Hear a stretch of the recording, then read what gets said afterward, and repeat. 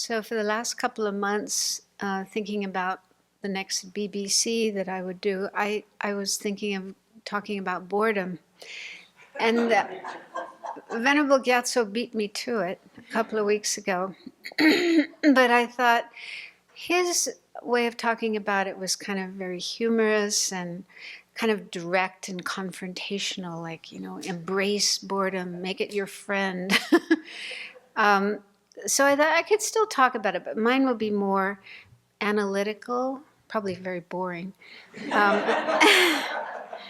but to talk about it, like, what is it? And what are the causes of it? How we can work with it?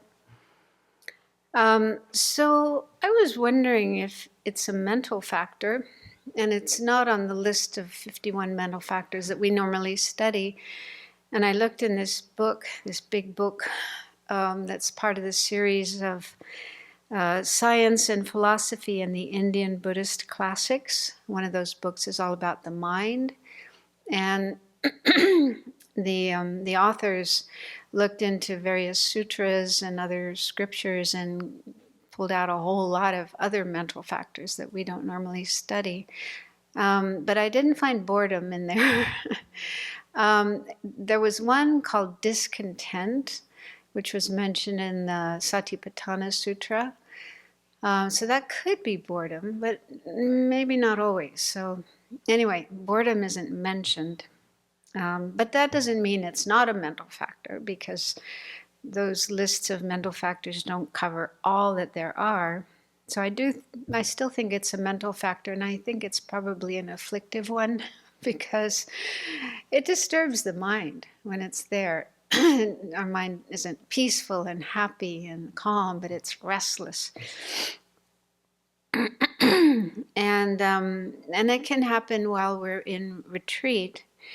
So once I heard Jetsun Ma Tenzin Pomo talk about being in retreat. I don't know if it was in a public talk or just in a conversation, and saying that, yeah, you're basically doing the same practice several times a day, day after day after day, month after month, year.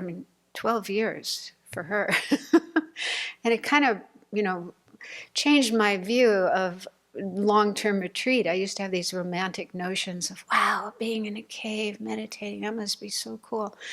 But yeah, I didn't really think about that.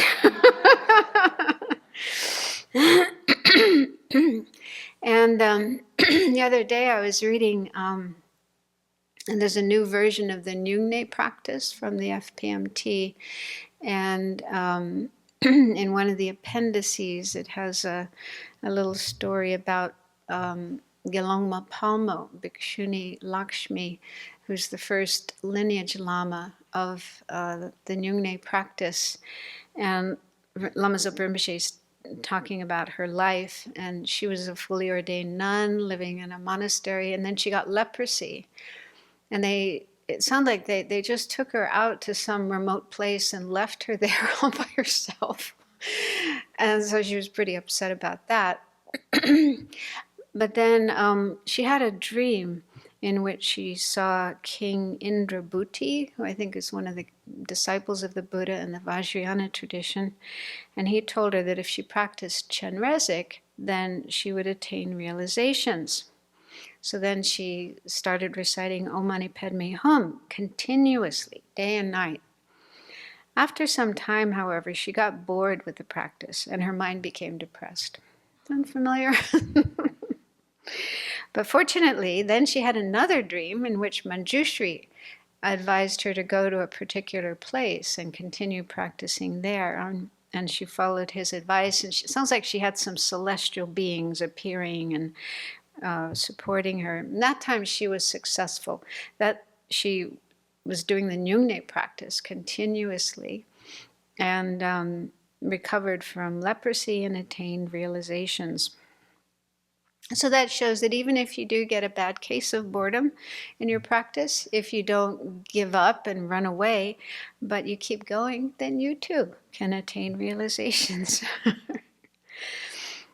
So in my own case, I don't remember having much trouble with boredom in the early days, early years. But I was once doing a retreat. I guess it was about 15 years ago or so. And I decided to work on calm abiding, shamatha.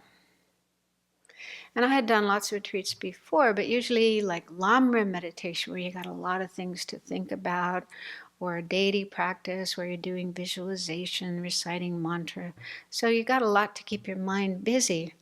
But with calm abiding, you have one object that you're supposed to stare at or focus your mind on without thinking, without conceptualizing, just focusing on that one object, hours and hours every day. So that's when I ran into boredom. And it's pretty unpleasant boredom. So I looked at it, and one thing that I guess realized was boredom happens if you're not paying attention. If you really pay careful attention to things like your meditation object and your surroundings, your body, your mind, then you notice things aren't the same from one moment to the next. Surprise! So I think, because boredom is like, oh, I've seen this, I've done this, I've been there, and I want something new, something different. But in fact, if you really pay attention, there's something new and different every single moment, every single nanosecond. Yeah, because of impermanence. Our body is changing every moment, our mind is changing every moment, our environment is changing every moment, and even our meditation object is changing every moment. And so if you really pay attention, you notice that, and there's no chance to be bored.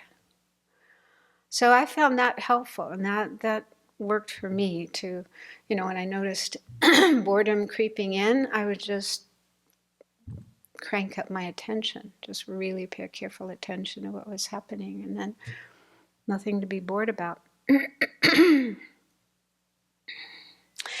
Another thing that I found helpful, I was listening to some talks by Ajahn Brahm, because he used to teach, and maybe he still does, like 10-day retreats on concentration. So I got a hold of some, one series of talks that he gave, and I found some of the things he said really, really helpful. So, so he said that you need to make sure your mind stays interested and engaged in your practice.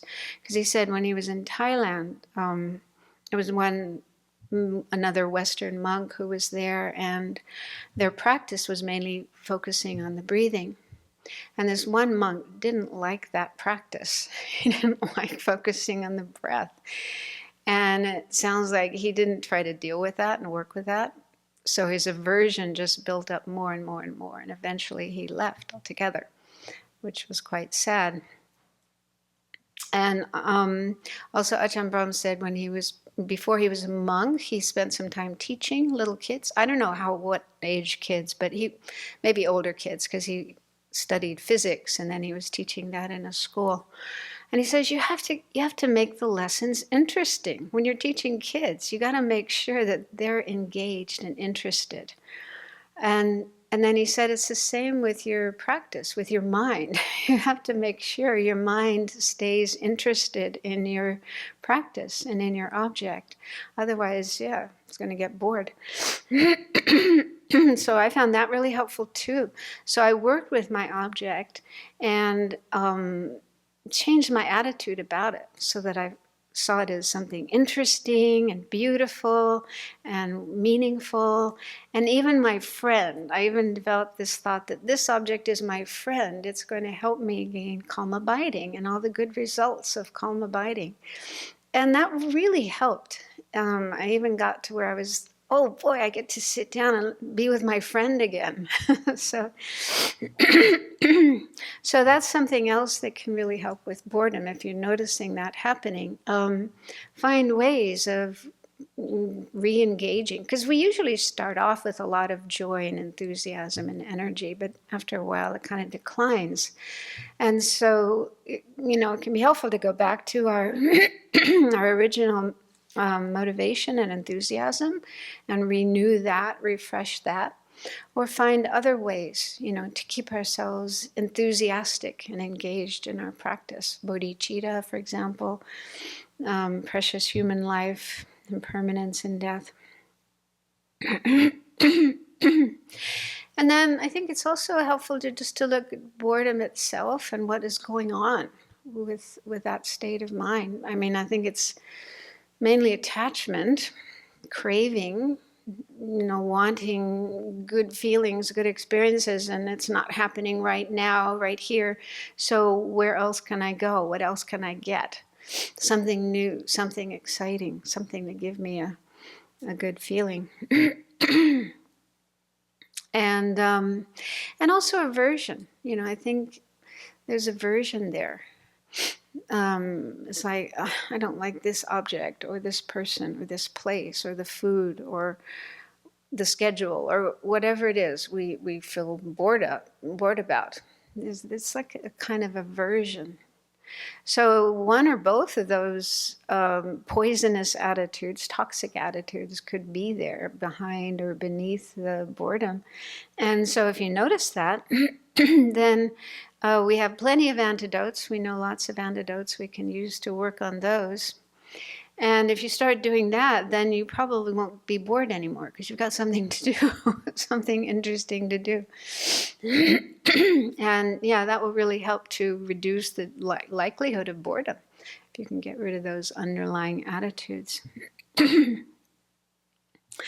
So yeah, I think boredom can be a great teacher when we notice it coming up, instead of going with it and trying to find something that will take it away and make us feel good for just a few moments.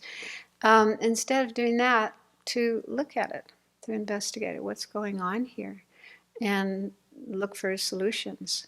And again, by doing that, immediately your boredom is gone because you've got something to do, something to occupy your attention.